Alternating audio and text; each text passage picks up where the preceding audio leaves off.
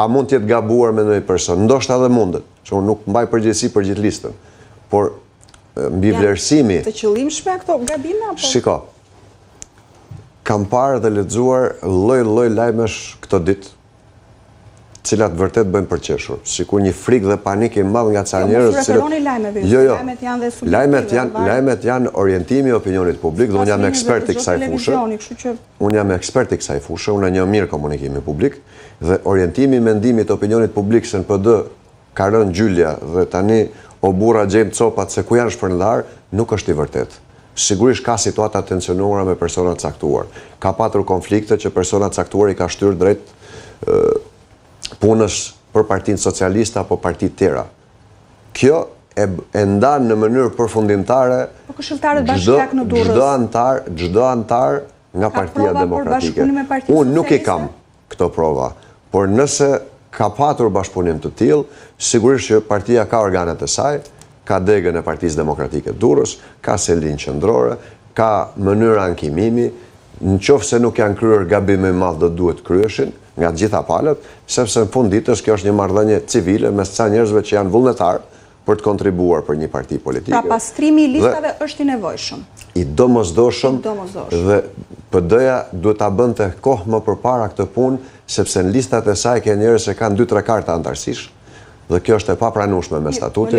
Në listat e saj Alesia Balliu bashkëpunon me Partinë Socialiste? Unë nuk e kam të informacion për Alesia Balliun që tjetë bashkëpunëtore e Partisë Socialiste dhe nuk di të ta them. Pra, unë nuk mund t'jap... Pse është i domosdoshëm përjashtimi i saj? Unë nuk mund t'jap informacione që nuk i kam. Se vërtet nuk i kam.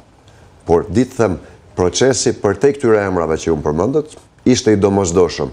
Tani, po të hymë të emrat, se cili për emrave ka historinë e vetë, ka rrjedhën e ngjarjeve sipas historisë e konflikteve që ka patur me zyrtarë të caktuar të PD-s. Unë nuk jam prof frymës konfliktit, s'kam qenë asnjëherë. Unë mendoj që ne provuam frymën e konfliktit dhe e dim ku na çon. Ne jemi një forcë politike që kemi nevojë të shohim përpara dhe të jemi alternativë politike. Kritikat nuk janë të dëmshme për PD-n. Çfarë do lloj kritike qoftë, nga kushdo qoftë, kritikat i bëjnë mirë Partisë Demokratike nëse janë frymën e interesit tonë përbashkët. Kush është fryma e interesit përbashkët? Ne duhet fitojmë.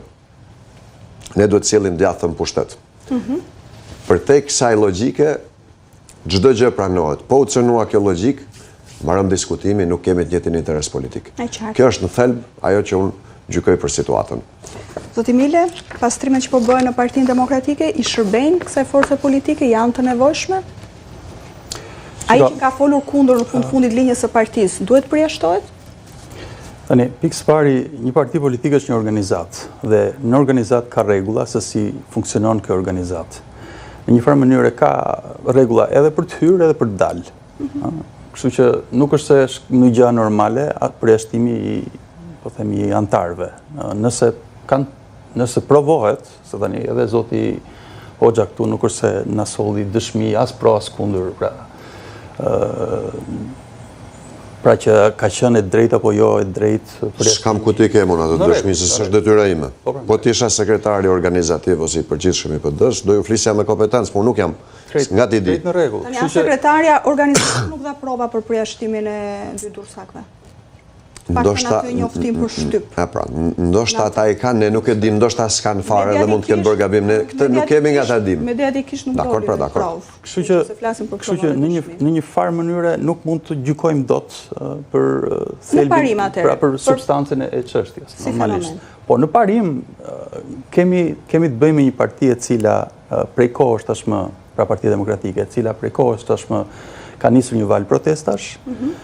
Dhe protestat janë elementi ose lëvizja tipike për të mobilizuar bazën, por më shumë nuk janë ama, pra që do thot për të shtrirë drejt sektorëve të tjerë të shoqërisë, drejt qytetarëve që në një farë mënyrë nuk janë shumë të angazhuar me politikën.